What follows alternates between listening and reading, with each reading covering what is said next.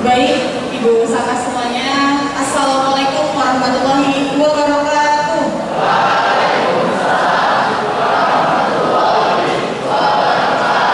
Selamat pagi semuanya. Baik, masih semangat ya pagi ini ya. Baiklah, hari ini kita sampai di hari kedua workshop kita, pelestarian warisan budaya Sumatera Selatan dalam rangka proyek penguatan profil pelajar Pancasila fase B SMA Plus Negeri 17 Palembang. Tema kearifan lokal. Ya, boleh tepuk tangan sebelumnya.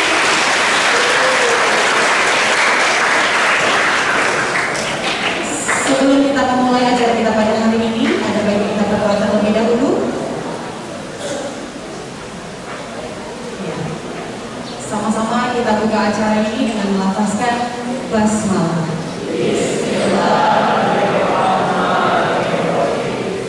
Langsung saja, kita di depan ini kedatangan 3 orang narasumber. Yang pertama ada Kak Febri, yang kemarin kita sudah belajar tentang sastra tutur. Mana anak-anak yang kemarin belajar sastra tutur? Hai. Oke, halo jawabnya ya. Oke. Hai yang kemarin ketemu sastra tutur. Halo. Oke.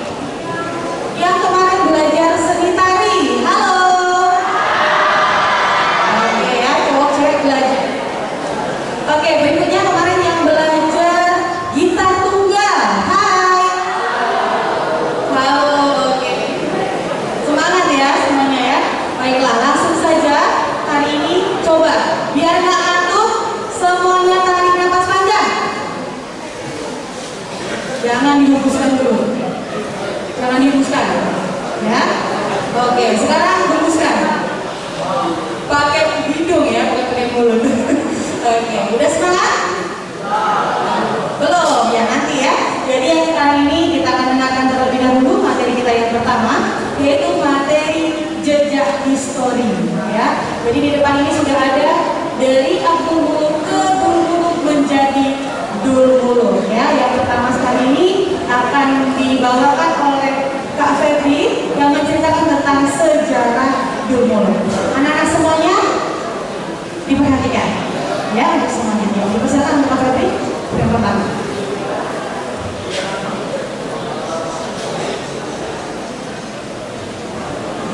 Assalamualaikum warahmatullahi wabarakatuh.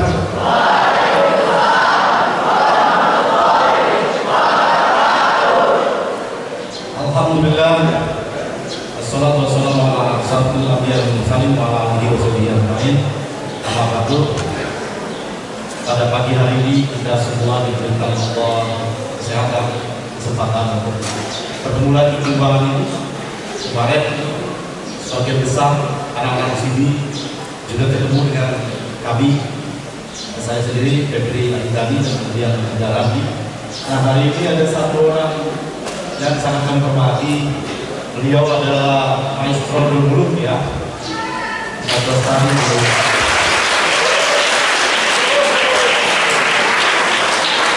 namanya Johan Sesaat.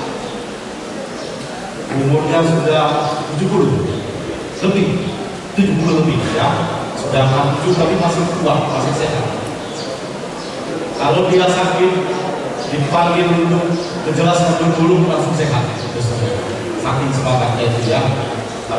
Jadi yang seleti beliau Kak Johan, cuma Kak Johan lalu udah banyak umur. Dulu ada Wujud Saidi, kita umur beberapa tahun yang lewat, dan ini Kak Johan alhamdulillah masih kuat, masih semangat. Kami belum datang, ya juara 1 datang, setengah 7 sudah datang. Tepuk tangan sekali lagi.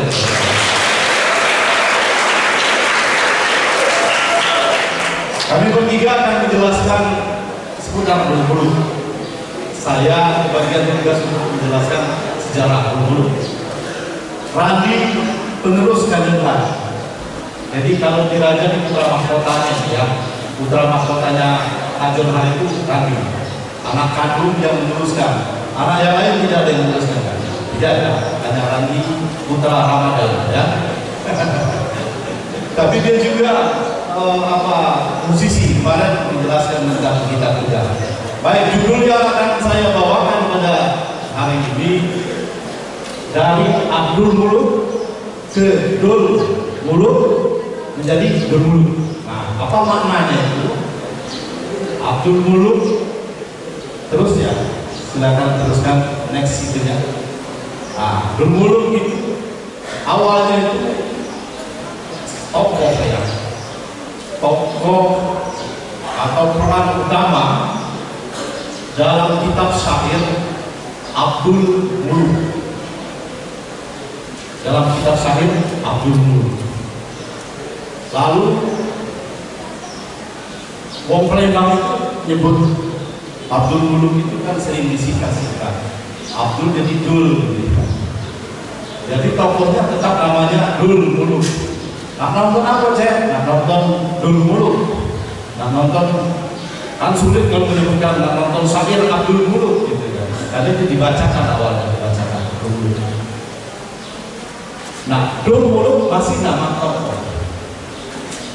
Nah, kemudian ketika dia menjadi bentuk teater, itu tidak boleh dipisah lagi Indonesia. Dia sudah menjadi nama atau menjadi istilah.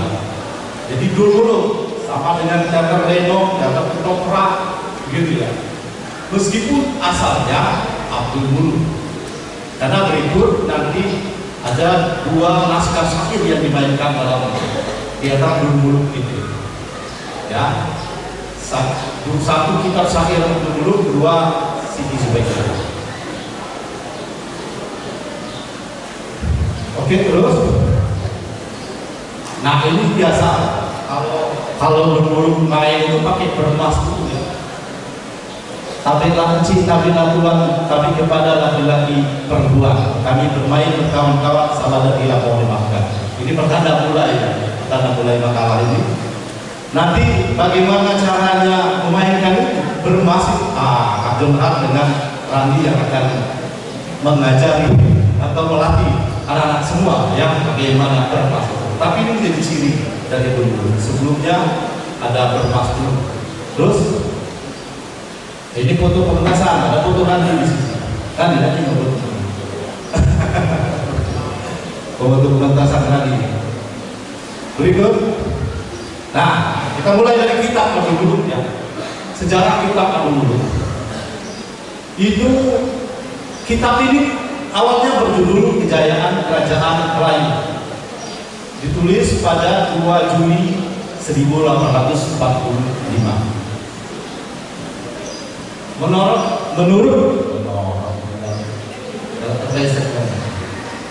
Menurut Dr. Philippus Peter Korda van Eyssinga, seorang hakim di Batavia waktu itu, kitab ini dikarang oleh Raja Ali Haji bin Raja Ahmad dari Pulau Penyengat Indra Sakti. Sedangkan menurut Pondowal menyebut nama Saleha, sepupu Raja Ali Haji sebagai pengarangnya. Jadi ada dua pendapat siapa yang mengarang kitab Abdul Muluk, Raja Ali Haji atau Saleha. Dua orang itu sepupu. Banyak yang berpendapat Raja Ali Haji. Karena apa? Karena Raja Ali Haji adalah memang pujangga. Dia juga mengarang Gurindam 12. Dia juga mengarang Gurindam 12. Selain dari kitab syair Abdul Muluk.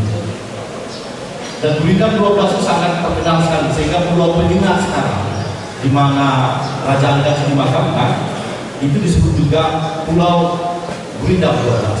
Menjadi identitas di sana. Dan Raja Ali Haji sendiri adalah seorang Bugis Melayu. Jadi dia adalah raja Bugis yang berkuasa di Melayu. Karena ada sejarahnya, Bugis itu melawan Riau atau Kepulauan Riau yang pada waktu dijajah oleh Bina, ya, sehingga orang Bugis bisa menjadi raja Melayu. Itulah hebatnya Indonesia. Nah, buku ini diterbitkan pada tahun 1860, masih dengan judul Kejayaan Kerajaan Melayu. Diterbitkan di Singapura dalam bahasa Melayu oleh Sayyidina dan Haji M. Yahya. 1860, berarti 33 tahun kemudian, Dr. Philippus mencetak kembali dengan menggunakan bahasa Latin. Diterbitkan oleh Tijdschrift van Nederlands India di Rotterdam. Ya. Jadi di Belanda diterbitkan. Kemudian diterbitkan oleh The Book Amsterdam dengan judul Syair Abdul Muluk. Nah, artinya setelah itu baru berubah judul dia menjadi Syair Abdul Muluk. Dia ini manuskrip ya awalnya, atau ditulis dalam Arab Melayu. Jadi setelah manuskrip dicetak dalam Arab Melayu. Ini contohnya ya. Berikut. Nah, sejak kapan kitab Syair Abdul Muluk ini dibawa ke Palembang? Dicatat dalam sejarah Abdul Muluk itu dibawa tahun 1854 oleh seorang pedagang Arab bernama Wan Bakar, membawa kitab Abdul Muluk ke Palembang dan membacakannya di rumahnya di Tangga Kakak 16. Ada yang paling seberang dulu? Ada ya? Ke seberang dulu. Tangga Kakak, tahu Tangga Kakak? Tahu ya? Pelaju. Nah, gitu ya. Di situ artinya lorong itu lorong bersejarah bagi Abdul Muluk ya, bagi perkembangan dulu. Jadi di situ lahirlah Abdul Muluk. Awalnya itu dibacakan ya. Wan Bakar itu seorang pedagang keliling keturunan Arab yang sering berkunjung ke Palembang, Singapura, dari Palembang ke Singapura, negeri Johor Malaysia, ke Pulau Riau dan Pulau Bangka. Yang keliling itu pedagang. Jadi ke Singapura dia bawa rempah dari Palembang atau bawa yang bisa dijual lah dari Palembang. Ke Singapura nanti balik lagi dia bawa apapun yang dari Singapura yang bisa dijual di Palembang. Jadi pedagang keliling ya. Lalu dia lihat kitab ini, karena kitab itu pada waktu itu ya, syair itu sangat populer di negara Melayu. Itu Sultan Palembang juga sangat populer. Saking populernya, Sultan Palembang itu rata-rata itu menulis syair. Tapi itu sudah pada ribuan, banyak sekali yang menulis syair. Ya. Nah, kitab ini kitab yang viral pada waktu itu. Istilah sekarang viral. Jadi ada viral itu kalau seperti novel apa, Pelangi, Laskar Pelangi yang dijadikan film. Nah ini naskah ini sangat populer di Melayu. Nah sangat populer, jadi Wan Bakar tertarik dan dia beli bawa ke Palembang dan dibacakan. Pembacaan Wan Bakar itu menggunakan langgam-langgam atau irama yang menarik. Ya. Banyak sekali irama yang menarik. Tapi yang sering dimainkan oleh Abdul Muluk itu syair Selendang Delima. Itu nanti dicontohkan juga oleh karena di bagaimana Selendang Delima. Ada namanya Selendang Delima. Ada syair langgam Siti Zubaidah, ada langgam narasi dan berbagai macam syair yang mestinya kita bagian dari Melayu kita harus mengetahui itu. Sehingga Wan Bakar memilih salah satu dari langgam itu, mungkin Selendang Delima. Dia menarik cara membacakannya. Banyak orang tertarik. Nah, karena tertarik, dahulu itu kan tidak ada hiburan-hiburan lain, sedikit hiburan. Nah, syair ini kemudian ditangkap untuk kegiatan-kegiatan di tanah, kegiatan malam sebelum munggah atau sebelum resepsi misalnya. Nah, ditangkap seperti itu. Akhirnya Wan Bakar ini juga melayani tanggapan-tanggapan itu, kegiatan-kegiatan resepsi. Karena panjang kitab itu, berikut ya. Karena panjangnya kitab itu, maka dia tidak sanggup membaca sendiri. Bikinlah baca kelompok, gantian baca, seperti tadarusan. Dari bagian satu mungkin sampai sekian itu dibaca Wan Bakar terus berikut itu. Nah pada saat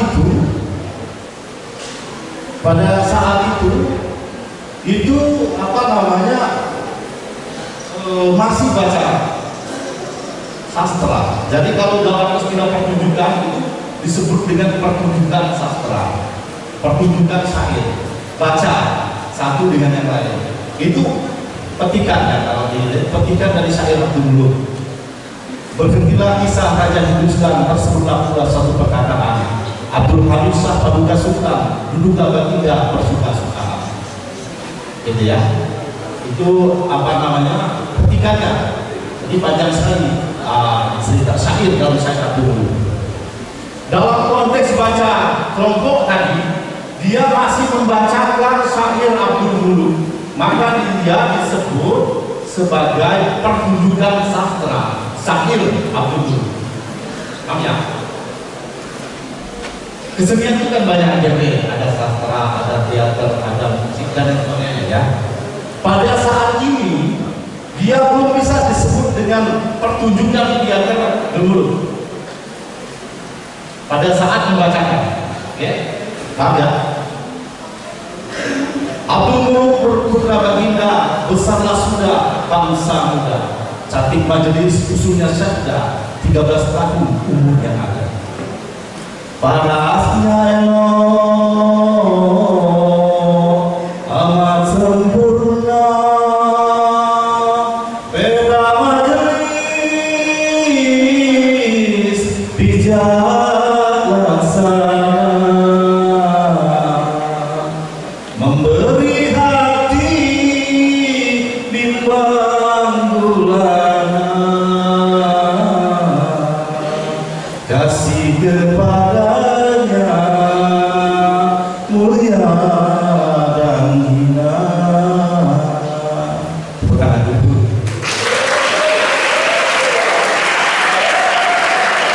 Itu namanya magang selendang kelima ya. Nanti yang lebih paham lagi lah ya. Nah ini dibacakan seperti itu.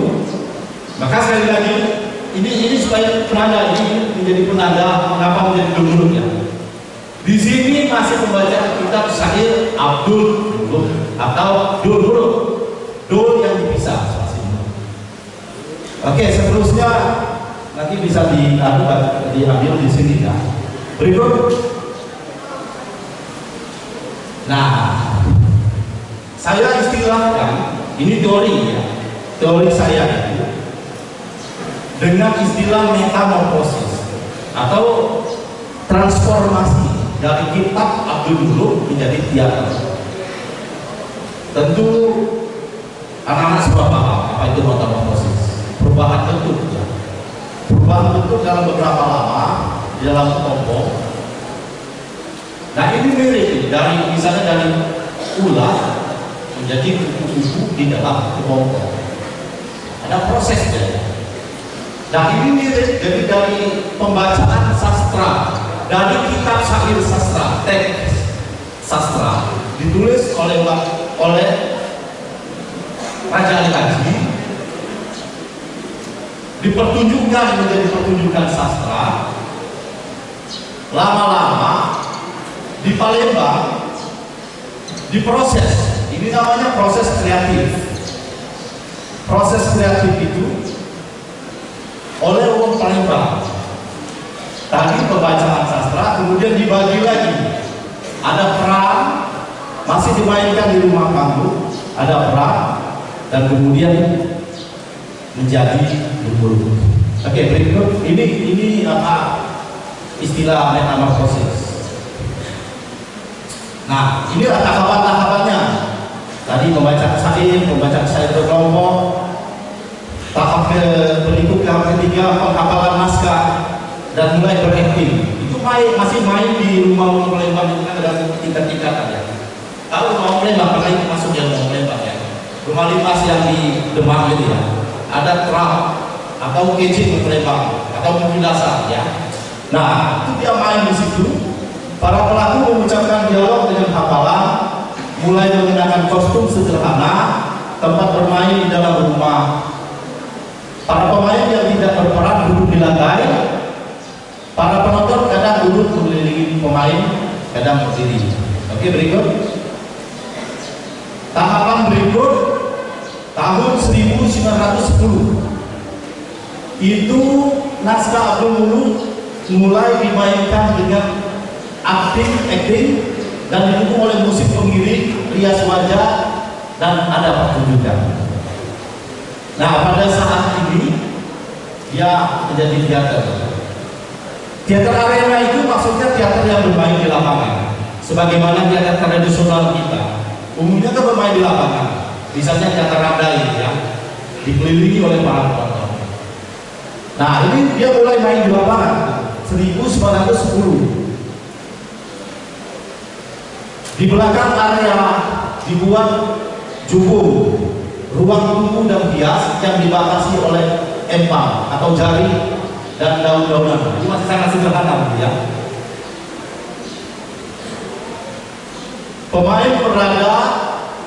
Pemain musik berada di antara jukung dan area pemain. Penonton duduk di sekitar area membentuk ruku, menggunakan tempat duduk seadanya seperti lesu, potongan kayu dan lain-lain. Terkadang penonton berubah tempat mengikuti para pemain. Jadi dengan apapun yang bisa diduduki. Ada lesu, ada batu, ada potongan kayu, apapun ya, yang mungkin tidak duduk di kawah ya. Potongan lagi duduk itu loh. Nah, penonton, para aktor harus menggunakan kekuatan vokal karena belum ada sound system seperti ini. Jadi kekuatan vokal mutlak diperlukan pada waktu itu. Penerangan dibuat dengan obor atau lampu petromak. Anak-anak semua pernah melihat lampu stroking petromak? Hah? Jadi teman ada ini. Lampu stroking pernah melihat petromak? Waktu dia lahir itu sudah habis lampu stroking ya. Dulu lampu petromak pakai minyak ya. Itu sejarah ya. Menambah sejarah. Waktu pertunjukan dari pukul 20.30 hingga pukul 4 subuh. Pemain di arena. Jadi ya. Berikut. Nah, pada zaman Jepang dalam sejarah masuk antara tahun 42 sampai 45 ya. Pada zaman ini Jepang melihat peluang ulung ini baru digunakan menjadi media propaganda Jepang. Jadi kalau media propaganda Jepang mulai membawa itu, memainkan ulung untuk pesan-pesan politiknya, pesan-pesan politik Jepang yang terkenal waktu itu 3A ya. Nah, pokoknya Jepang menang dari sekutu dan jadi menguasai dunia lah, kira-kira begitu. Nah, pentasnya berkeliling, diajak mungkin dari satu kota ke kota lain, ke daerah lain. Nah, pada saat inilah dulu mulai dibawa ke panggung proskedium panggung seperti ini panggung ya. Mulai bermain di sini di panggung seperti ini. Kalau dulu kan sebelumnya 1910 kan di arena. Jadi 1942 mulai dibawa ke panggung. Tempat duduk mulai berjejer seperti inilah kira-kira. Di sini para pemain berjejer. Lalu sudah menggunakan penerangan listrik. Jadi lampu stroking itu lampu petromak dan dipakai lagi. Tapi di dusun-dusun mungkin pengalaman kadelah belum ada listrik ya. Wah, di pemulutan di mana-mana itu masih pakai lampu stroking petromak ya. Kalau pakai itu pakai toa untuk alat pengeras, pakai toa, pakai aki ya. Nah, berikut. Nah, bagaimana ciri-ciri dulu? Sebelum pementasan biasanya ada sesajian. Tapi ini di dunia Melayu sebenarnya dikenal dengan tepung tawar. Untuk apa gunanya itu? Gunanya untuk menawar atau menolak bala. Ya. Nah, sesajian itu biasanya ada tepung tawar, ada kembang, ada ayam, ada nasi kuning. Jadi nasi kuning, ada ayam dimakan sebelum pertunjukan.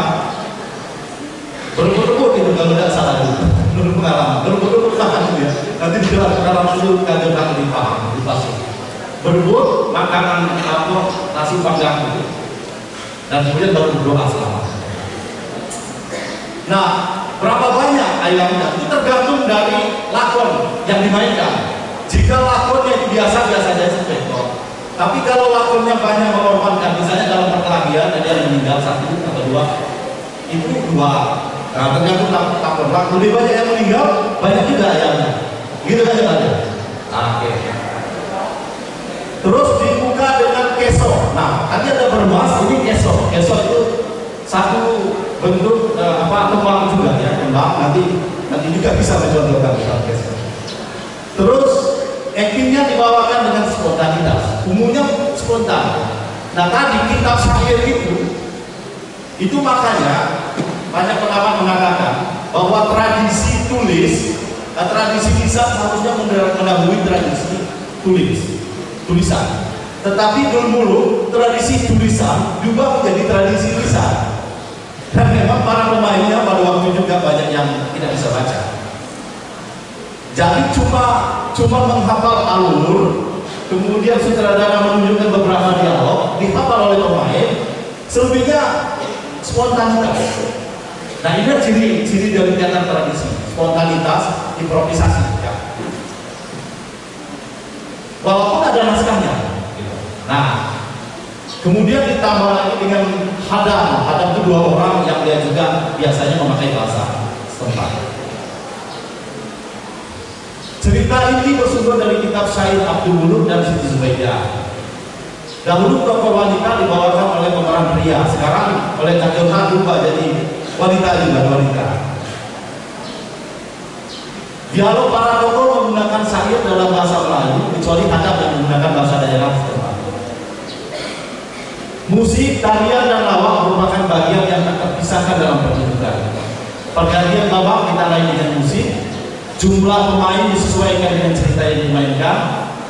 Dekorasi menggunakan layar seadanya. Biasanya menggunakan layar istana. Cuma sih jadi untuk adegan di mana-mana berlayar itu menggunakan itu. Itu yang lama. Mungkin ini bisa dilihat dan itu artistik. Ke depan bisa dilihat versi lagi. Jumlah pemain disesuaikan dengan cerita yang dimainkan. Jadi kalau full tadi cerita dulu mungkin banyak ya, tapi kalau diambil sepenggal sekarang kan dulu cuma 1 jam, 2 jam, malah ada yang minta 5 menit, ada kan? Bukan dulu lawak, banyak gitu, 10 menit gitu ya. Jumlah pemain, dekorasi, ada kalanya menggunakan adegan berkuda dengan adegan kuda-kudaan yang dibuat khas sebagai kuda dulu. Ya, berikut.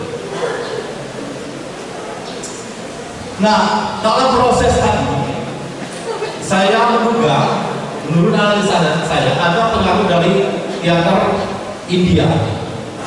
Ya, jadi apa pengaruhnya? Pertama di teater India itu, terus lanjutkan terus. Nah, ada sesajen, lakon terdiri dari banyak adegan, mengandung humor, pas, melodrama. Tema hikayat dari Arab, India, dan Cina. Pola penyajian mirip atau sama. Setting istana, bangsawan, dan dunia jin. Jadi ini teater kalau tidak ada dunia jin. Tapi misalnya kita lihat tema perang itu seringkali muncul dunia jin. Kalau di sini ada dua antagonisnya itu Hindi dan Cina. Didaktis, mengajari penonton dan memberikan teladan. Stick tipe. Ada tokoh muda sebagai pahlawan, gadis muda sebagai seni pandu, tokoh pelawak, tokoh jahat sebagai jiniprit. Di naskah Abdul Muluk ada Raja Hindi atau Raja Benggalo di Abidinsa, gitu ya. Ada juga jin. Oh, ada keluar juga jin. Terakhir ya. Jadi tetap arti menceritakan itu, teater Hindu tadi, ya, teater India tadi. Dia improvisatoris atau spontan berdasarkan plot sinopsis, lakon tidak tertulis. Lakon terdiri dari nyanyian, tarian, lawak, musik, dan perkelahian, saluran cerita asing yang diadaptasi, glamor dalam busana, fantastis dalam model pakaian dan spektakel ya. Kisahnya terjadi di kalangan bangsawan, dirangkum dalam banyak adegan, kadang-kala pementasan bisa 2 atau 3 malam, yang ini 1 malam cukup ya. Terus berikut. Nah, inti cerita dulu adalah cerita ini tentang seorang wanita yang menyamar sebagai pria untuk membebaskan suaminya dari Sultan Hindusta. Halo? Hai. Halo, halo, hai. Hai, hai, halo.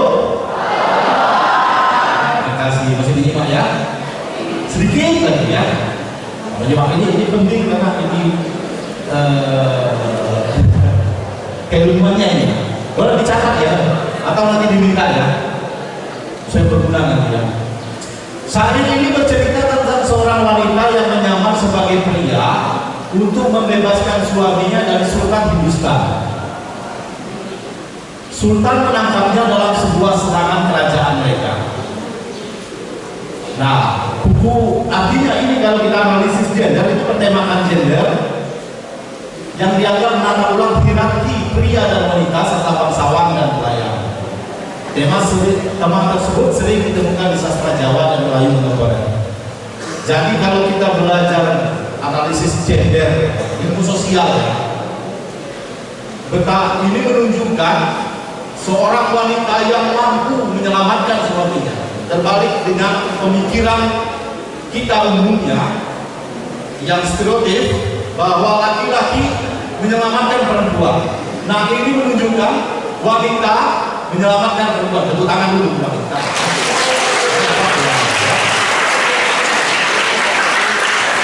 Siapa nama tokoh yang menyelamatkan itu? Di sini Siti Romeika. Tahu dengan Siti Romeika. Padahal itu pahlawan di sini ya Siti Romeika. Karena sekarang tidak ada lagi yang nama Siti Romeika. Ada PA.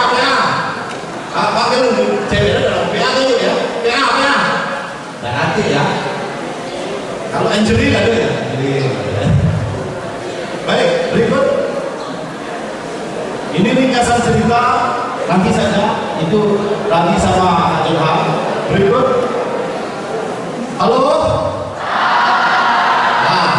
Ini Siti Zubaidah. Siti Zubaidah ini ada mirip alurnya dari Abdul Muluk, cerita Siti Zubaidah. Mirip karena itu dimainkan. Ya, siapa yang menggagas ini? Arjo Kamaludin, Arjo ya, ideologi pemulutan. Nanti kan lagi dijelaskan siapa Arjo. Arjo itu di pemulutan karena dia baca kitab syair ini dan sama, tetapi lain budgetnya lain. Kalau tadi budgetnya yang antagonisnya itu Hindu raja Hindu, kalau ini Cina. Karena kemiripan alur cerita syair Siti Zubaidah perang Cina, itu judul aslinya syair Siti Zubaidah perang Cina, atau lebih dikenal dengan syair Siti Zubaidah dimainkan dalam teater bermulu. Atas gagasan Arjo Kamaludin, seorang tokoh Muluk di pemulutan, dan kemudian cerita ini sering dimainkan di pemulutan. Syair Siti Zubaidah perang Cina atau dikenal dengan syair Siti Zubaidah adalah syair Melayu abad ke-19 yang ditulis seorang penulis yang tidak dikenal namanya. Syair ini berkisah tentang seorang wanita yang menyamar sebagai laki-laki dan menaklukkan negeri Tiongkok untuk menyelamatkan suaminya, Abidinsa. Artinya sama ya. Tadi namanya Siti Romeika, istri kedua dari Abdul Muluk yang menyelamatkan Abdul Muluk. Ini istri pertama dari Abidinsa yang menyelamatkan Abidinsa dari Tiongkok atau dari kurungan orang Cina, orang Tiongkok kalau dia ada perang seperti ini ya. Jadi dua kali muncul tokoh pahlawan wanita yang menyelamatkan suaminya. Tepuk tangan lagi untuk wanita.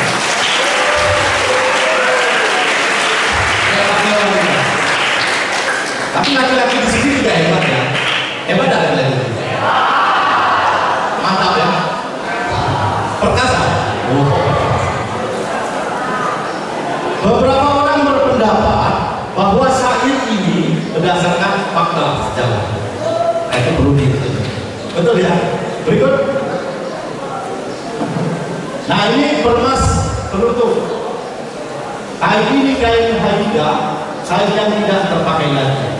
main lagi, main juga, kamilah tidak bermain lagi. Jadi kalau sudah besar terakhir itu, seduduk ini bandingan rumah anak berapa? Sudah dimulai. Duduklah dulu yang punya rumah akan sembah kami dimulai. Kalau sudah begitu, pasti sudah jam fajar ya. Berikut. Next. Nah, ini kasih sepeda terus. Next. Makasih atas perhatiannya.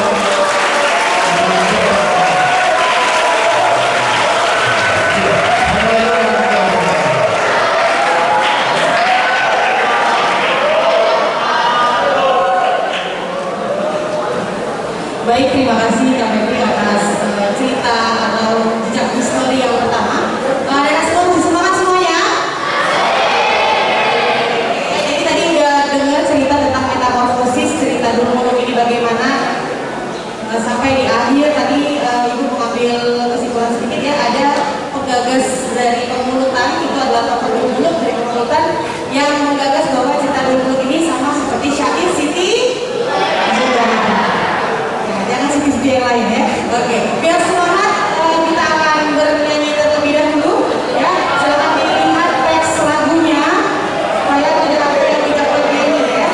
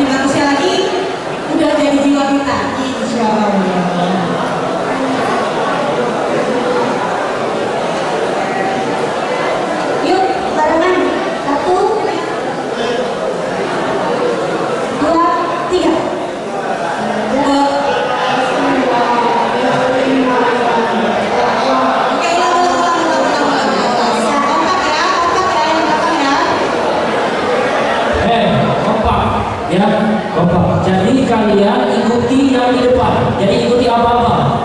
Ya. Oke? Sekarang lihat dulu peragaan dari Zahra ya. Gerakannya dulu ya. Oke. Pelajar Pancasila. Nah ini lambangnya ya, kayak lambang punya segi 5 ya. Pancasila ya. Oke. Kayak rumah, bentuk rumah. Nah gitu ya. Oke. Beda itu ada Pancasila global. Pada Pancasila ini global ini. Ya, kalau global nanti beda. Kali ini segi 5 ya. Kayak rumah. Oke, kemudian Beriman dan bertakwa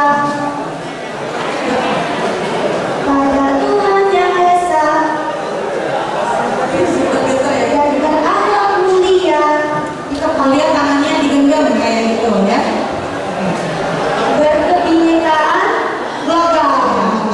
Berarti berbimbingan global. Kebinekaan global. Berikutnya gotong royong mandiri. Gotong royong mandiri. Kreatif dan bernalar kritis. Oke, coba dulu ya. Mulai ya. Oke, coba dulu ya sekali lagi ya. Ya, 1, 2, 3 mulai. Pelajar Pancasila beriman dan bertakwa pada Tuhan Yang Esa dan berakhlak mulia. Berkebinekaan global. Gotong royong mandiri. Kreatif Dan bernalar kritis.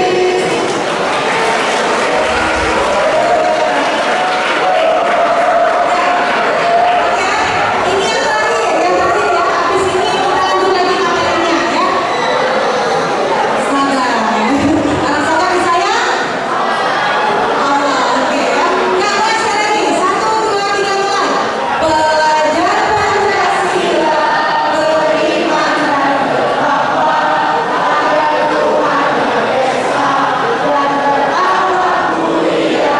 Berkebinekaan global. Gotong royong mandiri.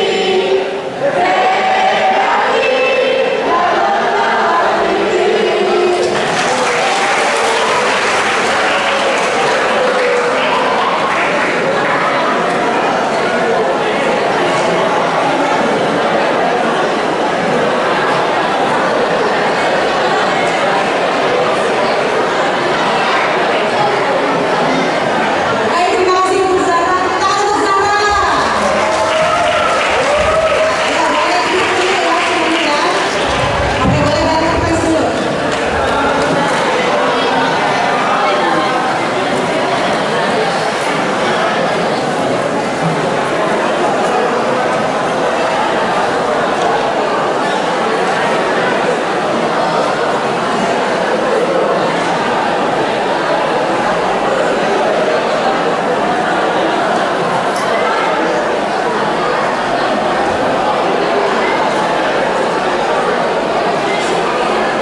Baik, teman-teman sebentar. Untuk Ananda, Keisha, Christine Azur Sito, Fenia Valentino, Farah Ayu, Sandi Putra, Keis Dewa, Niki Naja, Syira, dan Muhammad Raihan 10-7. Nanti biarkan kumpul di depan aula ya, karena akan ikut lomba sang juara payung ke museum. Nah, jam 9 nanti kumpul depan aula kumpulnya ya. Coba suaranya.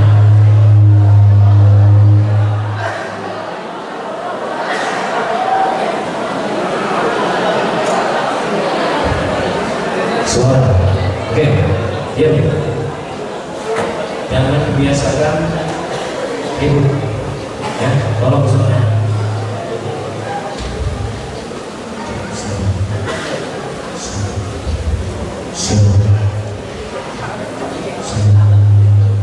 Baik ya, kemarin itu kita sebelum pulang ada penampilan dari teman kalian yaitu Sandi dan Razan ya. Nah jadi habis ini kita nyanyi dulu lagunya, lagu Manusia Kuat ya. Sandi boleh? Sandi sama Razan. Ayo biar ketemu semangat hari ini. Ayo kan yang belum pernah dengar juga ya.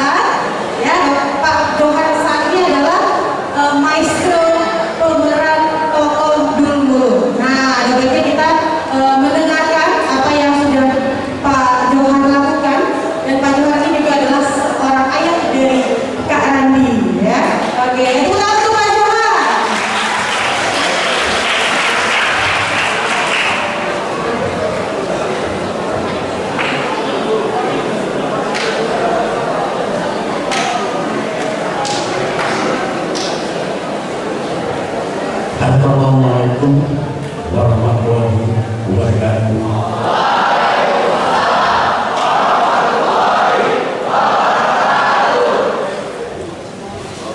Lebih dulu kakek akan berikan nama. Kakek adalah Johanna. Jadi dirubah oleh kawan-kawan kita karena nama kakek ini Johanna. Kenapa? Kita agak ngomongnya pun nama aku Johanna pada Johanna supaya keren orang itu. Waktu aku rekaman mulut di CKRI pada tahun 1978 dan juga itulah di mulut ini jalannya waktu kakek kerajaan Molo pada tahun 1960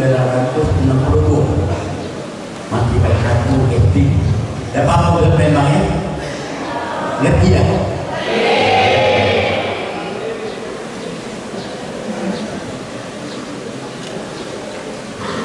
Sampai sekarang sebenarnya Molo ini jalannya panjang. Pertama sekali aku baca dulu sama kakek aku yaitu Yak Mesir dan Yak Kamaludin sudah tuh Pak Arjo. Aku ini sudah regenerasi dulu yang ketiga. Kalau Rani keempat, yaitu Awak Indah Kota Palembang, provinsinya Sumatera Selatan. Saya ucapkan kepada anak-anak selamat datang. Kesenian Bengkulu tetap kita lestarikan.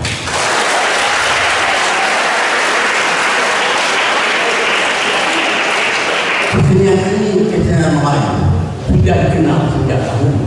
Marilah kita bersatu padu, budaya kita tetap maju.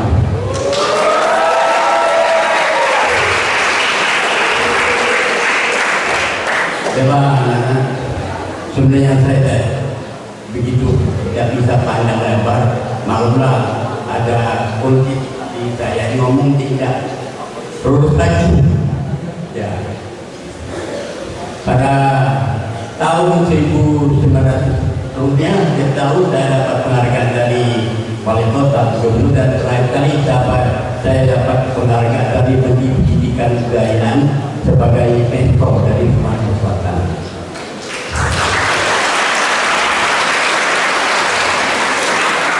Kenapa saya tetap eksis melestarikan ilmu ini?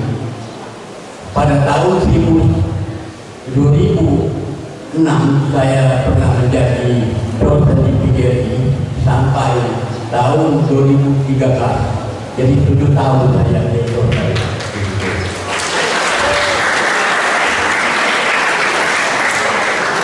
Pelajaran saya waktu itu menjadi dosen di PGRI inilah tentang teater tradisional Sumatera Selatan. Di waktu itu pertama kali sedikit kali saya ajar. Hanya ada 2 kelas. 2 kelas itu semua saya ajar tentang teater tradisional ini. Jadi menurut kepada anak saya tadi waktu itu ya ini sebagai pemain mulung dan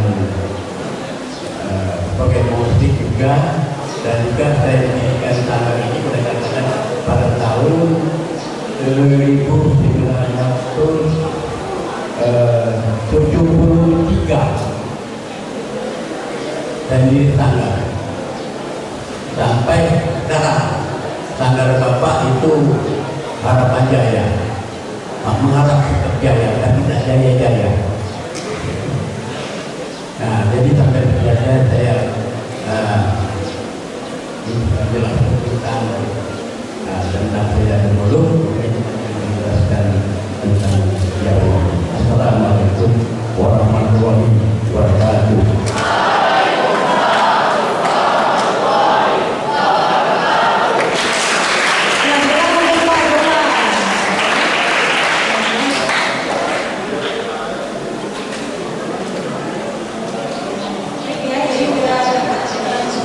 Cerita perjalanan dari Pak Johan sendiri.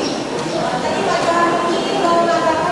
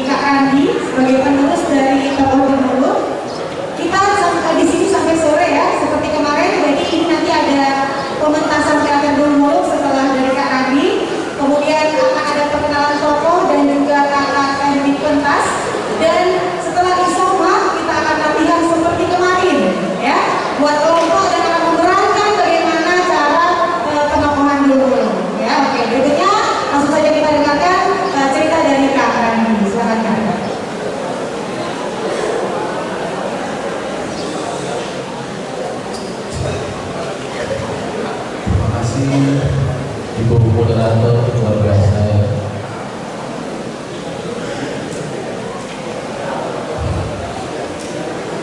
Mandi berenang si anak teri. Anak teri makan daun kurang. Sebelum Bapak kasih materi, izinkan Bapak mengucap salam. Assalamualaikum warahmatullahi wabarakatuh.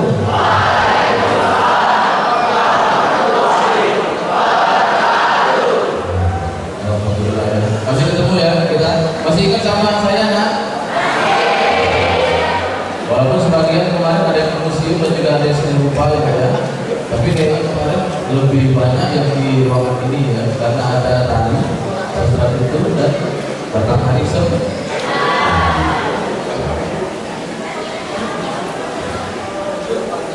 Mungkin sebagian yang Bapak jelaskan, boleh ya mungkin Bapak ya? Ya. Walaupun kemudian tak perlu jauh-jauh ya. Jadi ini dulu dan sekarang.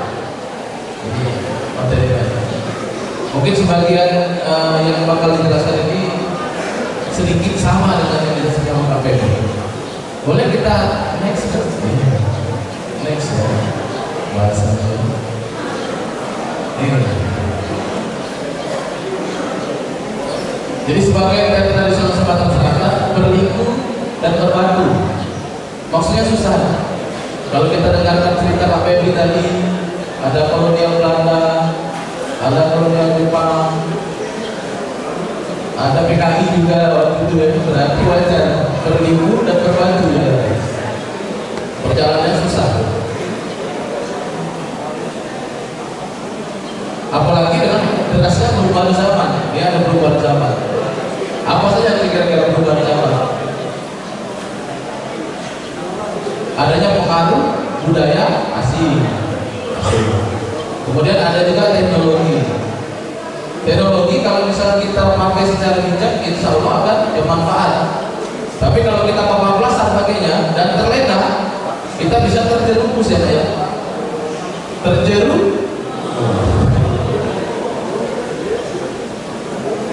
Sempat dikatakan punah 2000 sampai 2004 dan sekarang pun dikatakan punah ya, karena memang susah ya. Apalagi sekarang ini ya ada TikTok ya, ada Reels. Karena memang sejatinya dulu itu adalah sebuah hiburan. Di-compare dengan hiburan saat ini, dulu ya kalah. Tapi ada juga orang bijak berkata, ikuti zamanmu, tapi jangan tinggalkan budayamu. Setuju? Kita ikuti zamannya, karena memang kita harus belajar terus supaya tidak ketinggalan zaman. Artinya kita tidak ketinggalan informasi, tidak ketinggalan ilmu, tidak kalah dengan persaingan global dalam segi intelektual dan juga teknologi. Hanya saja kita harus mampu memfilter budaya Palembang apa saja. Mungkin kayak tadi Bantu, kan? Bantu ada dulur juga isinya Bantu, ada Bantu, ada Syair. Kenapa harus berpantun? Karena orang Melayu ini sopan. Orang Melayu ini memang bahasa basi. Jadi bahasa basi itu memang perlu kadang-kadang dipakai agar tidak terlalu apa namanya? Tegang. Karena tidak terlalu biar memberi kesan sopan. Ya. Kemarin sudah ada pantun kan kita kan? Kamu tidak menurunkan semangat seniman dulu untuk berkarya. Contoh Pak Jeka, insya Allah masih tetap semangat dari tahun beliau bercerita dari tahun 70 sampai 2022 masih semangat dan akan memberikan api baru untuk bangkit serta malah tertantang untuk berinovasi. Banyak inovasi beliau itu. Kalau kita perhatikan dulu ini kan ciri-cirinya itu lah, kalau cerita KPB tadi diangkat dari syair Raja Ali Haji dan juga syair Zubairah Siti. Yang Siti Raja Ali Haji menciptakan syair Belum nama istrinya tadi siapa nak? Siti Romea, tahu ya? Yang jogetnya kayak gitu ya? Ya, betul. Oke, boleh lanjut. Nah ini harusnya kelihatan ya Naya, karena mungkin karena kalah sama ini cahaya jadi tidak kelihatan. Apa sih teater tradisional itu? Ini ada pertanyaan. Selain perspektif yang ini, ada yang mau berkomentar? Nah, silakan. Apa sih teater tradisional itu? Ada yang bisa jawab?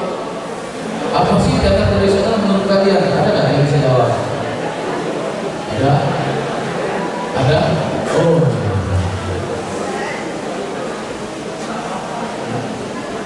Saya Fadi Percaya dan kelas 25. Menurut saya teater tradisional itu di samping ini dan tradisional itu dari banyak aspek itu masih sederhana. Jadi dia itu masih sederhana, masih tradisional, masih kuno. Boleh tepuk tangan? Ada yang mau melakukan? Ada yang mau tidur? Oh iya, di belakang. Ini mana ya? Boleh nak kesini nak bantu bapak? Nah, biasanya antara kita di depan, panggung sekarang kita di belakang ya, di belakang. Boleh kita lakukan ya. Perkenalkan, nama saya Kamila Zika Putri Wicaya dari kelas 29. Menurut saya teater tradisional itu merupakan pemainan acting yang konsepnya masih sangat sederhana dan barang-barang yang digunakan juga masih tidak terlalu modern seperti sekarang, dan itu biasanya ditonton oleh rakyat-rakyat dan itu kayak untuk menghibur. Terima kasih. Terima kasih ya.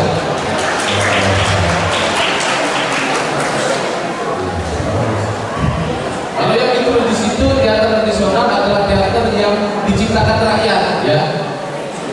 Dinikmati berkembang di rakyat, artinya baik dari segi dialog. Oh, nak ngomong juga ya, boleh nak, boleh nak. Ngomong apa nak, silakan. Tidak jadi. Oh, boleh kalau nak ngomong juga boleh ya. Ya, tidak jadi. Ya. Hah? Ada lagi mau berkomentar tentang teater tradisional boleh? Siapa namanya? Ada nggak? Lebih indah dong berarti ya. Nah ini berkembang di rakyat yang berusia. Nah ini kita kasih tahu dulu. Yang berusia lebih dari 50 tahun. Ya? Berapa usianya? Lebih dari.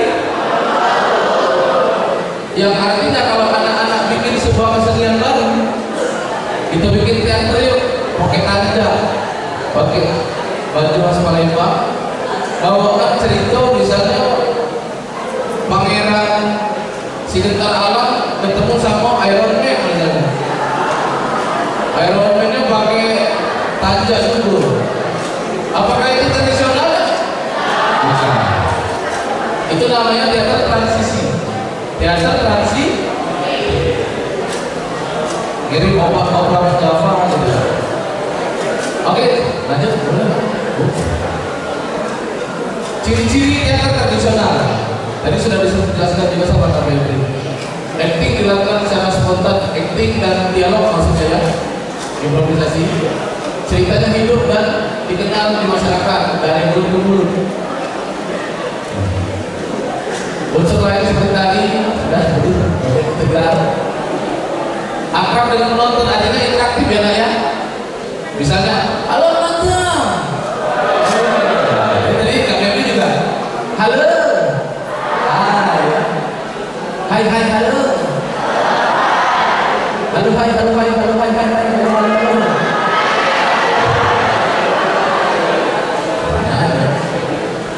Dekor sederhana, berbingkai nanti ada contohnya. Jadi memang panggungnya itu kayak ada bingkai. Mirip lah kalau misalnya pernah nonton teater-teater yang di Kabuti juga ada bingkai. Memiliki ciri khusus pakaian, bahasa, dan adat. Nah, ini ciri khususnya. Jadi pakaiannya khas.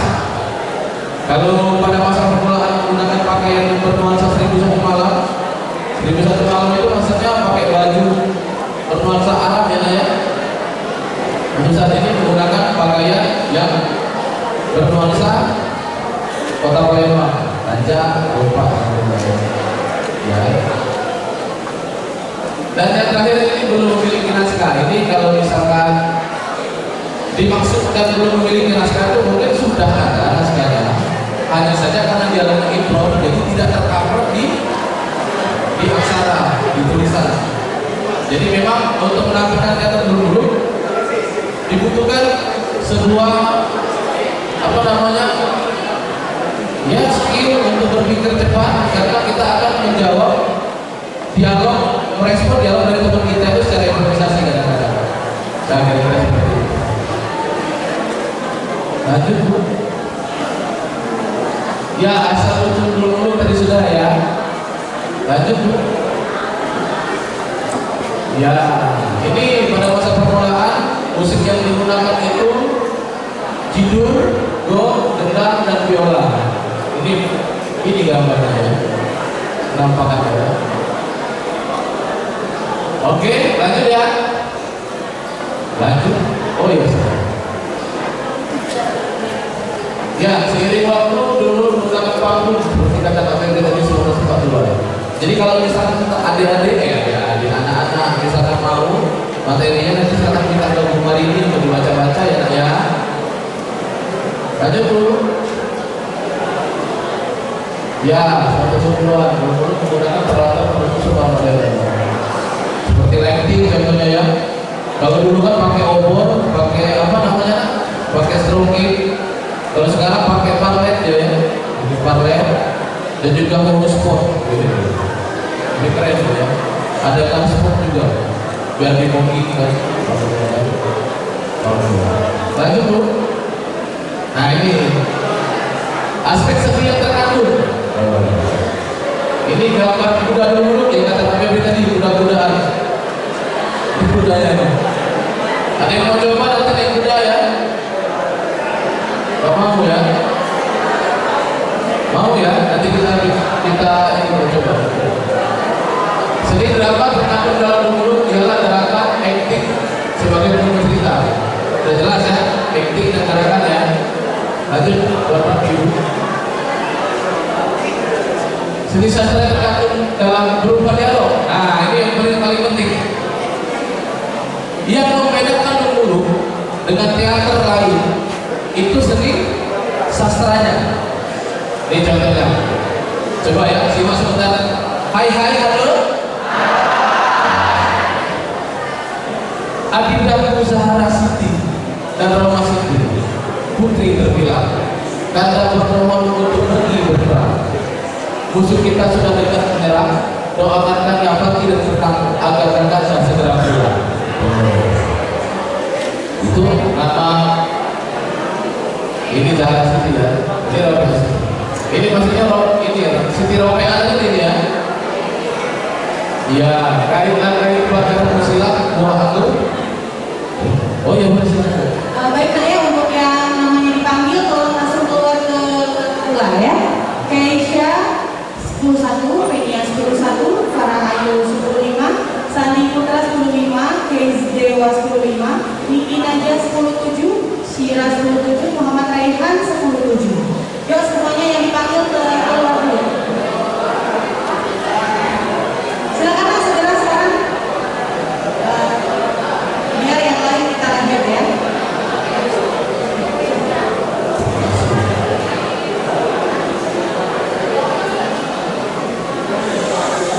Ayo silakan yang sudah dipanggil namanya keluar terlebih dahulu supaya bisa yang di dalam kita lanjutkan. Ya, baik. Terima kasih. Oke, ini contoh saya yang kedua. Jadi memang seperti pantun bisa bersandar abi-abi. Kalau yang ini kan abi-abi kait agar bersilah buah anggur dimakan semut, baiklah baik anda berperang, kalau terjatuh siapa yang menyambut. Artinya pantunnya abi-abi sih. Sedangkan saja yang pertama dia a. Paham ya saya? Masih semangat? Boleh lanjut Bu, silakan. Seni musik dan seni suara. Ini banyak aspek seni yang terkandung. Jadi kalau misalkan mau tampil dulu, dipastikan Anda anak-anak harus menguasai 5 bidang seni ini.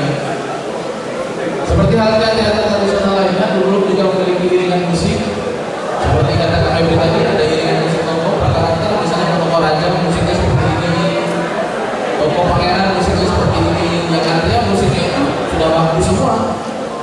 Misalnya tokoh ada musiknya beda lagi. Nanti kita ada penampilan. Seni tari ada. Setiap meeting dulu selalu ditampilkan bermas sebagai pembuka. Kata Febri, nah bermas inilah yang menari. Itu kita coba dulu. Oke, lanjut Bu. Nah ini ya, seni rupa. Ini salah satu tokoh dulu ya yang berperan sebagai hadam ya. Nah, namanya adalah Wahye. Siapa namanya? Wahye. Yang cewek-cewek siapa namanya? Wahye. Unsur seni rupa tentu tidak lepas dari musik dulu dengan menggunakan kostum dan make up. Jadi make upnya ini make up karakter ya, kalau yang ini make upnya make up fantasi agar terlihat menarik. Terus juga sesi panggung juga ada bagian dari seni rupa. Oke, lanjut. Nah ini yang ya saya ini kamar itu yang di tengah ini. Nah ini saya ini kamar. Beberapa peristiwa yang terjadi saat ini. Kostum, kalau masa permulaan jadi menggunakan baju berwarna krimis atau malam ya. Kalau saat ini menggunakan nuansa busana kalenda. Setting panggung, kata-kata pentas juga. Kalau kata Febri tadi pada masa permulaan menggunakan satu layar, satu background, yang artinya kalau pindah setting dia keluar, background itu kerajaan. Itu maksudnya. Beda ada settingnya di pulau misalnya. Nah, background itu kerajaan. Itu pada masa permulaan. Kalau saat ini sudah disesuaikan, beberapa setting itu sudah kita pakai sesuai dengan adegan di bawah. Instrumen musik yang kiri dalam masa permulaan tadi menggunakan apa instrumen? Apa saja? Biola, do, apa nak? Bagus, sebutkan teman-teman. Kalau sekarang dia bisa menggunakan musik yang agak modern, misalnya menggunakan gitar, bisa menggunakan bass, tapi tidak menggunakan Papa DJ ya. Itu kelewatan ya udah ya. Masa aja-aja ya musiknya. Properti yang digunakan kalau pada masa permulaan properti kadang sederhana, kalau saat ini sudah diperbaiki sudah bagus, lebih bagus. Dialog hadam. Nah, dialog hadam ini kalau pada masa permulaan tidak ada hadam, kemudian ditambah hadam, dialognya itu memang dialog yang demokratis. Yang maksudnya itu dialognya itu sesuai dengan kondisi saat ini, bahasa yang digunakan sesuai dengan tempat dia berpanggung. Misalnya kalau dia panggungnya di Sekayu ya, dialog hadamnya diganti pakai bahasa Sekayu. Tampilnya di Kumring pakai bahasa Kumring. Ada orang Kumring kan? Silakan katakan. 1, 2, 3, mungkin ya. Ini antara dikit sama kita mau ngaku ya. 1, 5 orang ya. Bagus ya, keren ya. Jual maksimal ya. Keaktoran. Nah, kalau pada masa permulaan memang karena sedikitnya sumber dan juga referensi, maka mungkin acting yang digunakan sama aktor ini sederhana. Kalau saat ini kan kita sudah pernah belajar pembohongan. Mungkin anak-anak di sini sudah pernah belajar teater juga. Mungkin dari segi pengemasan acting dan juga dalam itu lebih bagus lagi. Teknik pementasan juga dan lakon yang dibawakan. Lakon yang dibawakan juga seperti tadi. Kalau lakon yang pertama itu kita tampil dulu. Kalau saat ini lakon yang digunakan itu bisa berbentuk fragmen-fragmen. Karena seperti kata KPP tadi, kadang-kadang tampilnya cuma 5 menit, 10 menit. Makanya ada semacam fragmen yang diambil saja, lalu ditampilkan dengan gaya pembunuh yang khas. Gitu ya. Oke, lanjut. Ya, buah pepaya masak di dahan, harum-harumnya, manis rasanya. Materi saya cukup siap, kalau salah maafkan ya.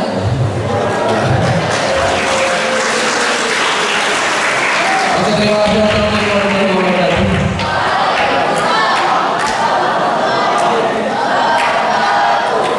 Ayo ulang lagi.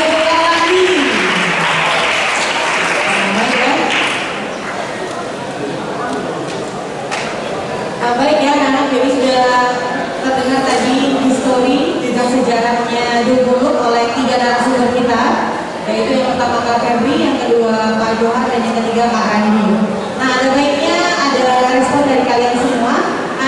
Kami buka tanya jawab ya untuk sesi pertama ini 3 orang penanya. Silakan bagi yang mau bertanya tentang sejarah Dumuluk boleh angkat tangan. Ya, silakan boleh maju ke depan. 1 orang, 2 lagi, silakan ada yang mau bertanya. Oke, boleh 2. Dari belakang ada yang mau bertanya? 1 lagi. 1 lagi. Nggak ada lagi selain pasien. Jadi aktif banget ya. Oke, silakan boleh maju pasien. Perkenalkan nama, kelas dan pertanyaannya ya. Dan ditujukan kepada siapa? Ya, oke.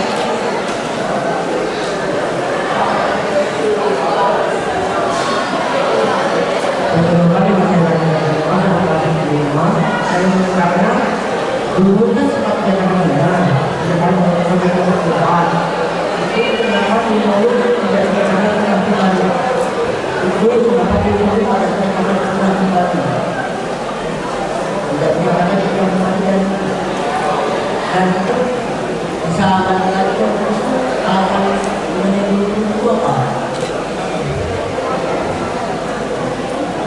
Ya, Zaki 15 ya. Kenapa Dumuluk itu pernah punah dan dapat bisa kembali lagi ya, Zaki ya? Gitu ya alasannya. Apa alasan? Oke, terima kasih dari Zaki. Tepuk tangan untuk Zaki ya. Pertanyaan pertama ya.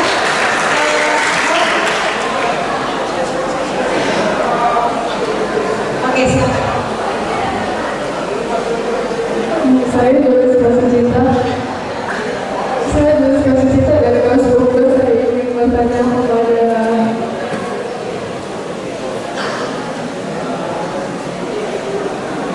Kak Febri.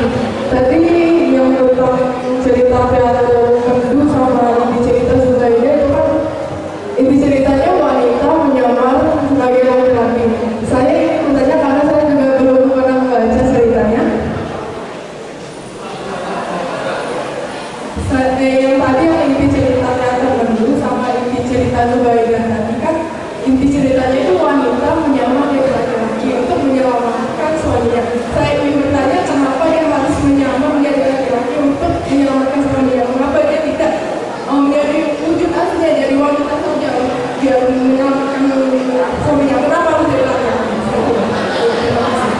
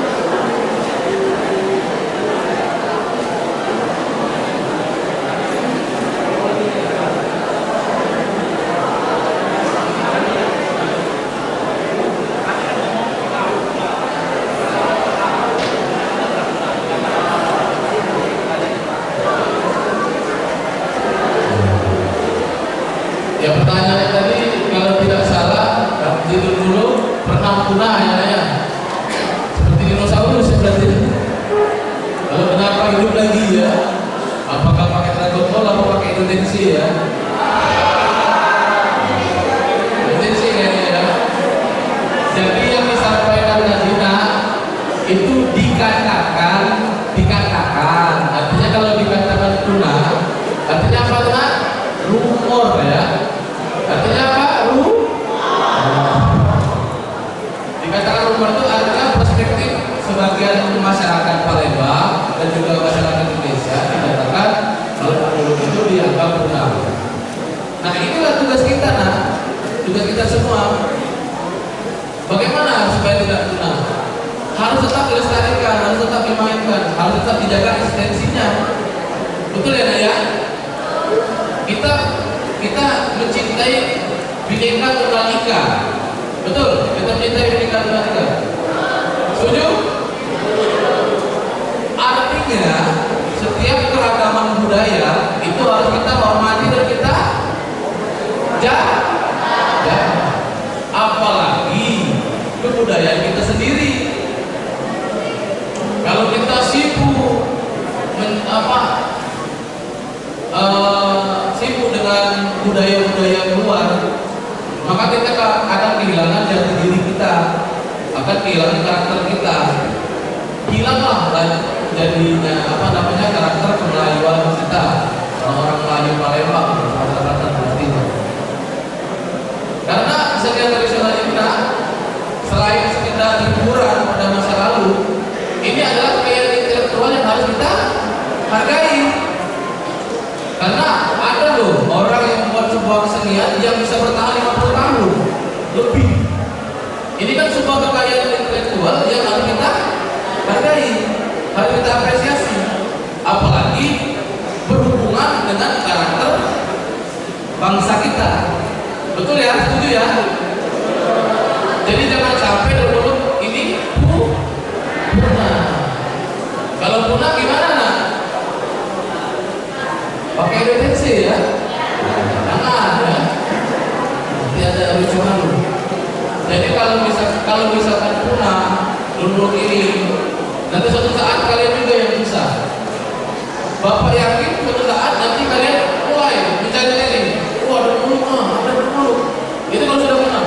Apa mulai terus carikan? Udah berapa dulu? Lalu dulu sudah banyak habis. Terus yang menjaga eksistensinya sudah tidak ada lagi. Jadi memang benar-benar menjadi tugas kita sama-sama. Mau ya nak ya? Tapi dulu ya. Ya, Bapak harap nanti dari sini ke depan kalian mampu menampilkan dulu dan mau melestarikan kesenian dulu. Setuju? Ya, terima kasih. Terima kasih jawabannya Kak Febri. Itu yang pertama dari Zaki ya. Jadi dulu itu dianggap punah karena emang sedikit, tapi masih ada gitu. Dan alhamdulillah nih kita mau melestarikan kembali sekarang ya. Oke. Berikutnya yang kedua dari Juliska. Tadi pertanyaannya kenapa nggak langsung memperagakan yang terpunya langsung dari KPS? Lanjut oleh Kak Febri.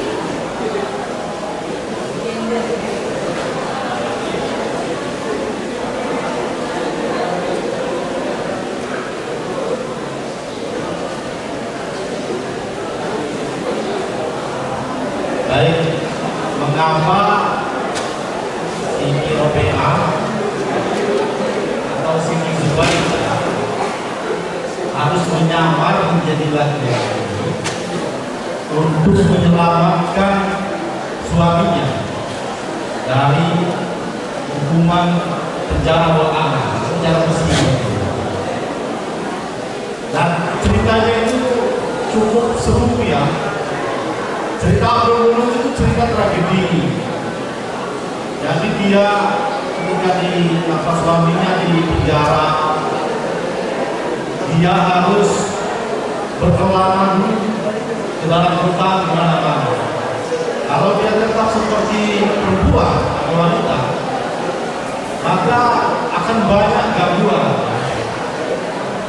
akan banyak orang-orang jahat yang mengganggu dia atau menghalang-halangi niat dia untuk menyelamatkan suaminya. Makanya dia menyamar jadi laki-laki. Kalau dia menyamar jadi laki-laki, laki-laki yang jelalatan matanya, laki-laki yang nakal sudah berniat untuk menggantung dia. Tadi akan itu ya. Cobalah kalau misalnya bapak nih, bapak Febri ini cukur kumis, cukur jenggot, pakai abang bibir, rambut itu udah panjang nih, pakai palsu ini palsu itu ya. Pasti ada cuit ya. Semenarik mungkin menyamar dari perempuan, luas itu gitu ya. Apalagi zaman dulu masuk udang, ketemu orang banyak, pasti ada yang jahil ya. Tapi kalau seperti ini tidak ada yang jahil, laki-laki yang jahil pasti punya kainnya, pasti melambai ya. Itu ya. Karena itu satu, yang kedua seru ya kan kalau penulis halo. Seru kalau penulis itu membuat cerita menyamar dengan perjalanan yang panjang. Sebenarnya si Ropea yang di belakang masih bersuara halo, belakang. Dengar suara saya nggak? Ya. Tahan dulu ya, tahan untuk tidak buka suara. Jadi dia itu si Ropea itu punya anak mahal dulu Gani Abdul Ghani punya anak. Waktu itu dia melahirkan itu di hutan dan dititipkan ke seorang syekh anaknya itu. Betapa hebatnya ya si Ropea itu dititipkan seorang yang guru ngaji lah ngaji. Dia berkelana bersama suaminya sampai nanti ketemu dengan Abdul Muluk, dia selamatkan, ya, dia nyamar menjadi penari, nyamar menjadi penari di istana Bibi itu. Lalu ketika orang lengah, dia ambil suaminya, diselamatkan. Dan ketika pulang, dia ketemu anaknya sudah berumur 7 tahun. Wah, cerita ini memang luar biasa, tragedinya ya, karena itu menarik. Nah, bagaimana nantinya itu bisa jadi latihan kita. Baik, terima kasih dia banyak Bapak Febri. Berikutnya yang ketiga, apa alat musik selain gitar dalam pentas dunia? Ya, terima kasih untuk pertanyaan. Siapa tadi yang bertanya? Apa saja? Ya, jadi seperti ini. Karena, halo. Masih semangat ya nak ya? Dari belakang, halo dari belakang. Oke, terima kasih. Jadi, kalau pertanyaannya apa saja alat musik yang bisa dipakai untuk menampilkan dulu selain dari alat musik yang tadi disebutkan. Kalau yang menampilkannya itu sanggar dulu ya. Mungkin sah-sah saja dia menggunakan alat-alat modern. Karena kenapa? Karena memang untuk hiburan, ya. Sedangkan adik-adik, anak-anak itu diwajibkan mengikuti instrumen tradisional dulu aslinya. Jadi memang harus pakai viola atau akordeon, ya. Pakai gitar, pakai gong sama pakai tidur. Itulah instrumen yang akan kalian pelajari, dan itu kalian akan kalian tampilkan nanti ya. Kalau salamnya kapan ya? Nanti ya. 3 minggu lagi akan kalian tampilkan kesenian tradisional dulu ini dengan bentuk yang sesuai pakemnya dan menggunakan instrumen tradisionalnya. Berikut cerita dan juga kostum-kostumnya. Jadi jangan sampai nanti, wah kami tidak bisa Bu ini tampil pakai cerita dulu, kami pengen bawa ini aja parodi Adit Ikatan Cinta aja Bu. Misalnya nih kan, kami mau pakai cerita parodi Aldebaran saja Bu, tapi pakai tanja. Tidak ya nak ya, itu bukan dulu ya. Atau Bu, saya tidak bisa Bu, dulu saya bisanya bawang merah bawang putih, tapi pakai kebaya bawang merah bawang putihnya. Itu kira-kira boleh atau tidak? Tidak. Jangan sampai ya. Jadi silakan silakan simak, tadi materi sudah dijelaskan dari sejarah. Untuk naskahnya nanti akan kita bahas setelah tampil, dan instrumennya kalau yang ini kan mewakili, yang akan dipakai nanti bertampil itu mewakili instrumen yang terdahulu, hanya saja karena kalian ini bentuknya edukasi dan pelajaran serta pelestarian, maka harus menggunakan instrumen tradisional. Sepakat ya nak ya?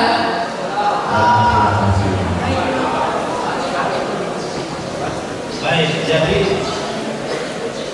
kita ini tujuannya untuk melestarikan, pertama ya. Kedua, karena anak semua adalah generasi pemegang estafet ke depan, maka itu menjadi tanggung jawab moral kita semua untuk melestarikan. Oleh karena itu, anak-anak semua harus tahu, harus paham tentang apa yang sudah dibuat oleh leluhur kita ini. Karena dulu ini disebut warisan budaya. Jadi kalau warisan budaya, ada wujudnya itu seperti apa. Nah, karena itu sekolah punya kewajiban untuk mengajarkan yang aslinya, ya, yang bagaimana itu dulu dibuat oleh leluhur kita itu sebagai warisan. Gitu ya. Nah, karena itu dapat mungkin dia bentuknya asli. Musiknya cuma ada 4 ya. Biola, gendang, tidur, go kecil dapat tawa. 4 ini musiknya ya. Nah, kita coba mempelajari yang asli ini dulu. Ya, meskipun tidak terlalu asli betul, karena mungkin beberapa hal yang bisa dilakukan. Misalnya menari, atau akornya menari, gitu kan sulit ya. Nah, tapi paling tidak mendekati itulah aslinya warisan budaya karya leluhur kita, ya kan? Oke ya, itu pertama. Yang kedua, nanti kalau ada yang sudah paham dulu itu seperti ini wujudnya, ingin mengembangkan dulu boleh saja, tetapi tidak meninggalkan unsur. Jangan sampai banyak orang nih menyebut dulu tapi bukan dulu, ya kan gitu. Ada orang pakai baju adat melawat di atas panggung disebut dulu, ya kan? Bukan itu. Tetapi memang ada permintaan bahwa pemainnya orang dulu ada. Tapi dia bukan main dulu. Kalau main dulu, artinya kalau dulu dengan ciri khas seperti itu. Gimana ya? Nah, kalau mau mengembangkan boleh saja. Jadi, tapi kalau pakurnya itu nanti pakai kemas, ada satir, ada musiknya khasnya seperti itu, lalu dikembangkan. Pengembangan itu misalnya di TVRI ada dul sawah, ya, dia mencampurkan dul muluk dengan bangsawan, tapi juga mencampurkan renok sebenarnya, karena pakai pola sampakan. Pola sampakan itu, halo berapa? Gimana penampilan? Cantik ya? Nah, gitu ya. Artinya menyapa penonton itu pola sampakan, pola renok bocah, gitu ya. Nah, dul muluk bangsawan itu memakai pola itu untuk anak-anak renok itu ya. Nah, kita tidak ada pakai apa menyapa penonton begitu, tidak ada. Tetapi ada kemudian menghibur penonton dengan lawakan. Nah, jadi anak-anak semua yang boleh nanti dikembangkan,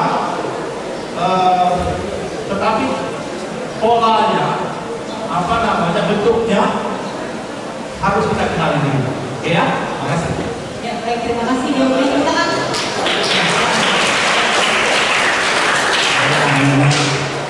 saya akan jelaskan Dumuluk. Dumuluk ini ada 2 cerita. Satu cerita Sultan Agung Muluk, 2 cerita Ubaidah. Nah, kenapa Siti Ubaidah itu kita tersebut? Karena mirip, pakaiannya sama, gaya mainnya sama, pantunnya ada dulu, kita dulu banyak ini. Ayat indah yang tidak tarik dengan benar saya beri.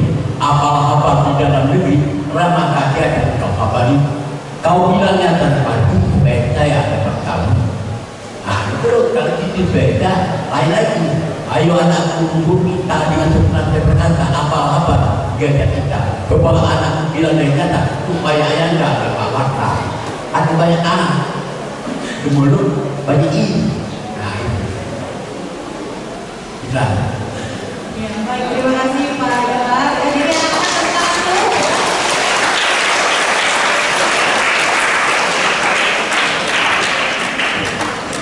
Ya, jadi udah tergambar ya dari pertanyaan teman kalian tadi, udah tahu bahwa oh, kalau misalkan dari yang cerita dulu-dulunya banyak I gitu ya, tapi kalau yang sepeda banyak A.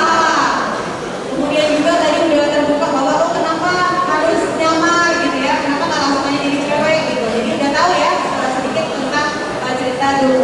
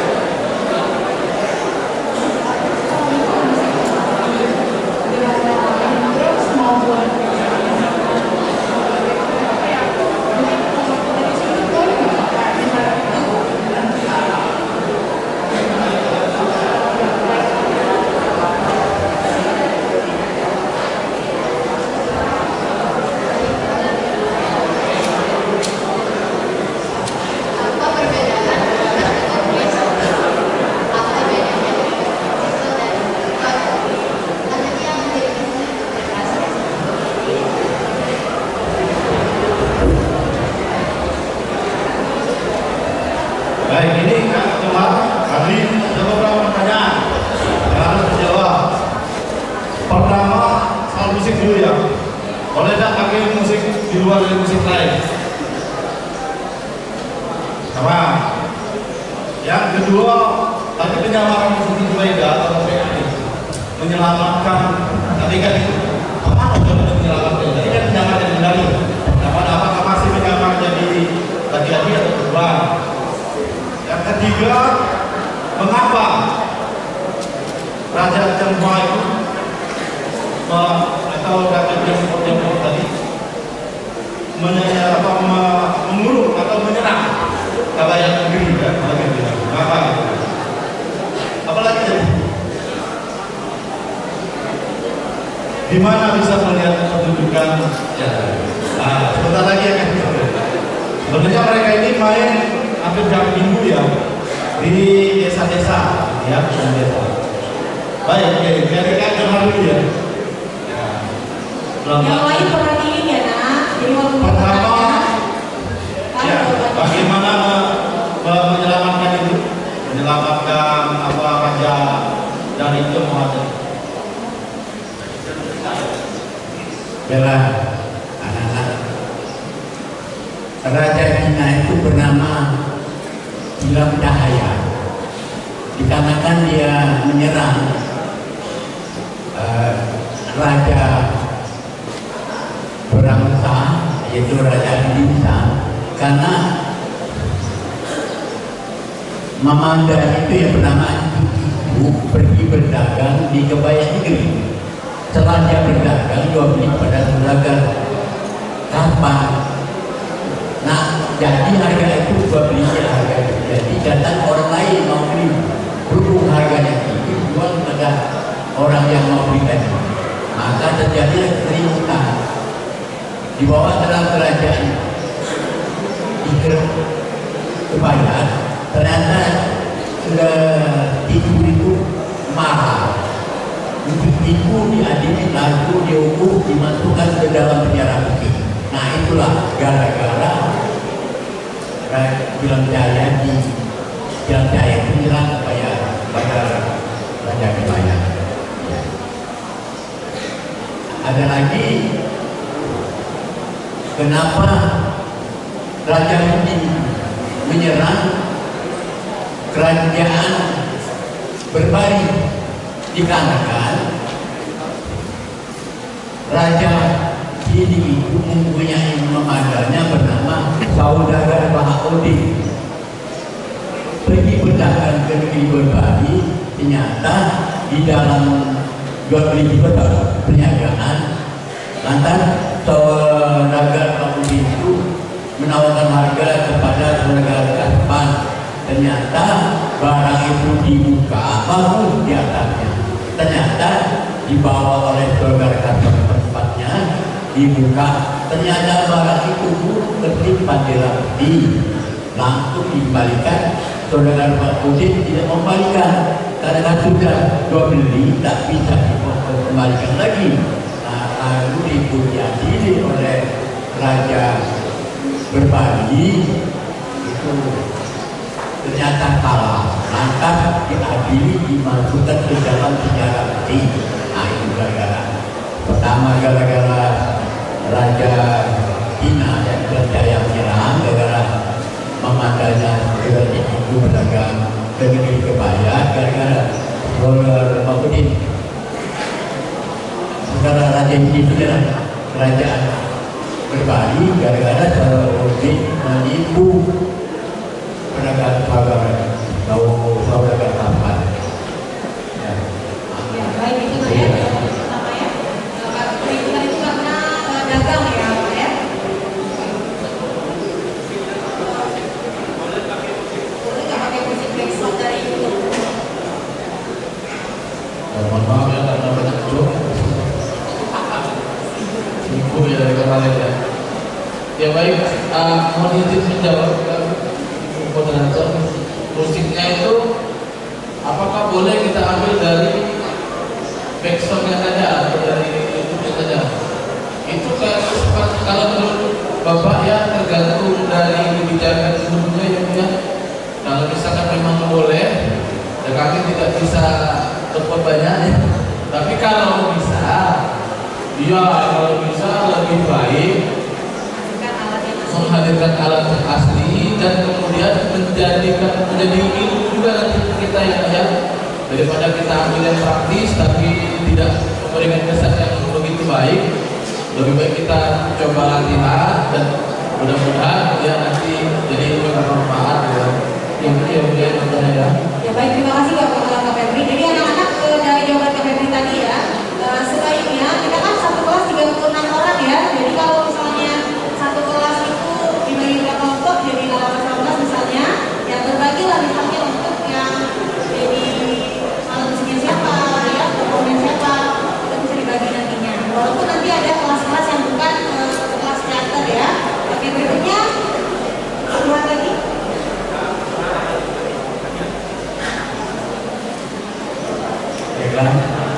Kenapa lelaki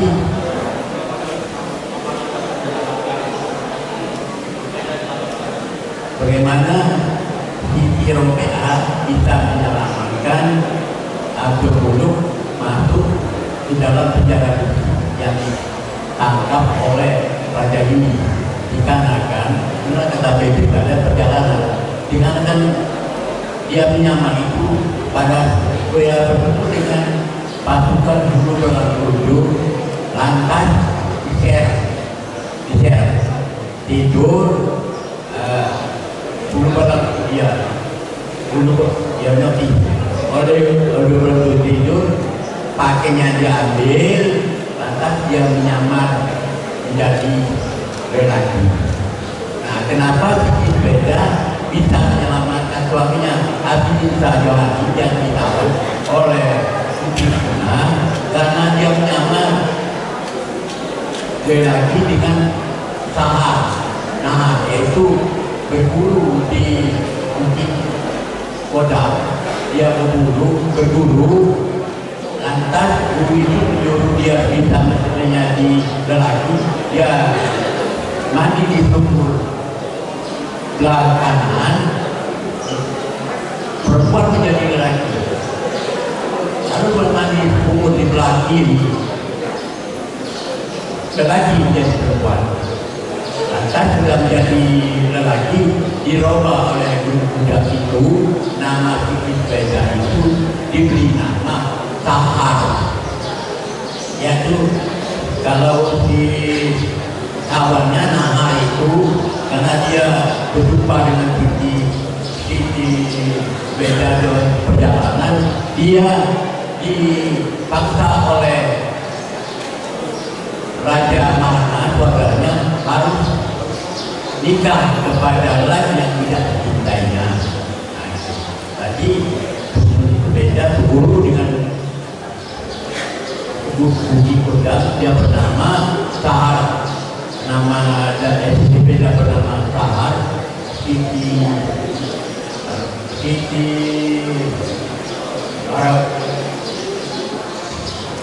jadi Sahar, jadi Sahar nama. Kalau itu mulut tadi nama Nur Jahari itu dia mengambil upah join hari.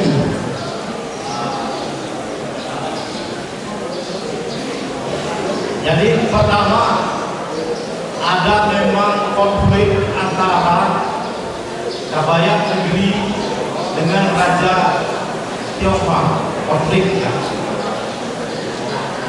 Ya, Tatar itu. Jadi itu orang-orang Cina. Jadi dalam political konflik wajarlah saling serang menyerang.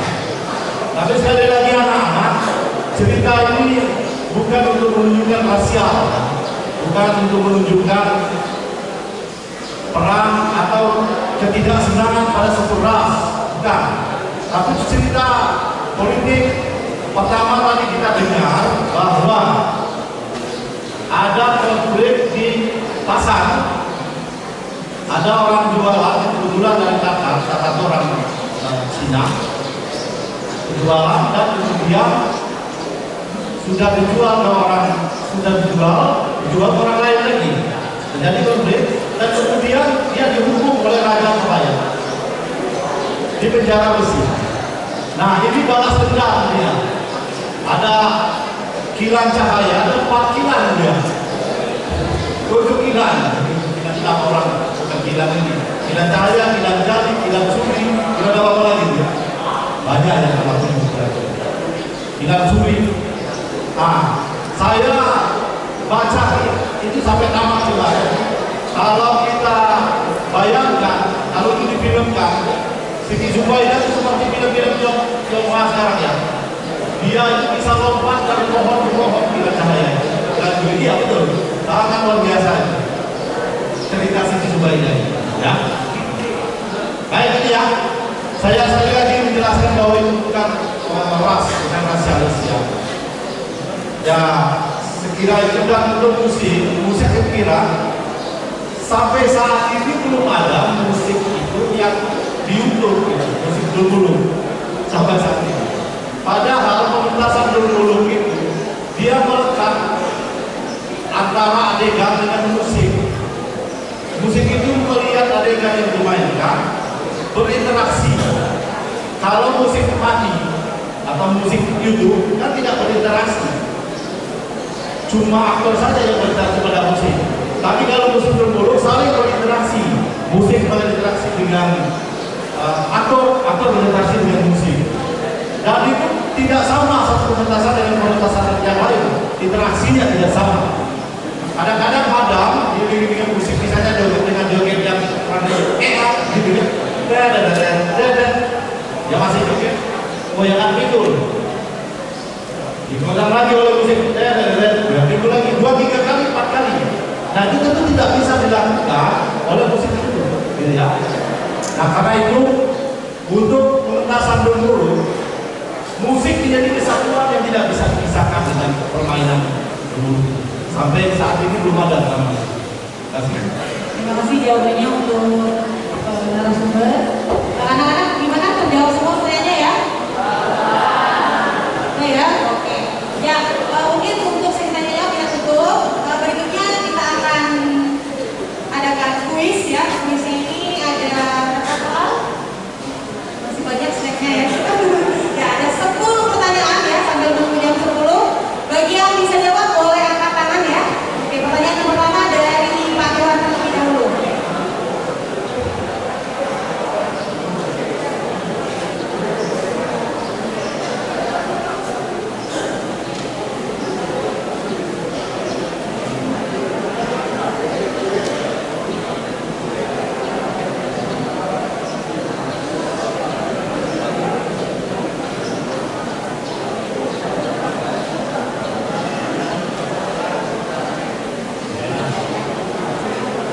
Pertanyaan yaitu siapakah yang mengangkat saudara Pak Budi?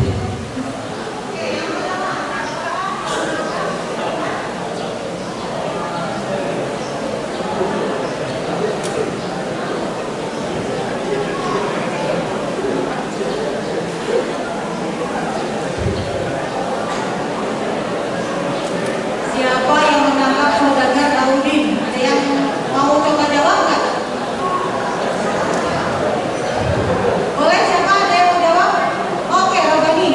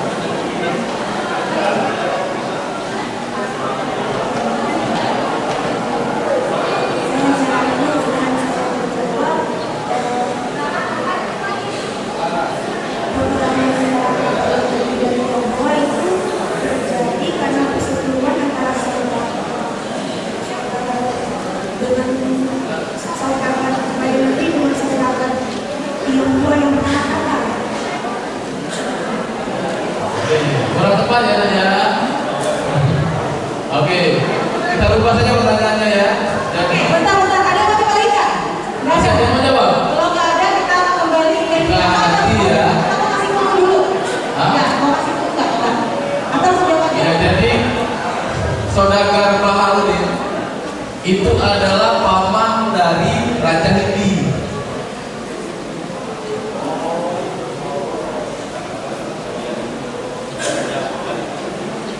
Ditangkap oleh Raja, ditangkap oleh Sultan. Ya, salah. Jadi kita lupa ya. Jadi jawabannya itu ditangkap oleh ayahnya Sultan Abdul Muluk ya.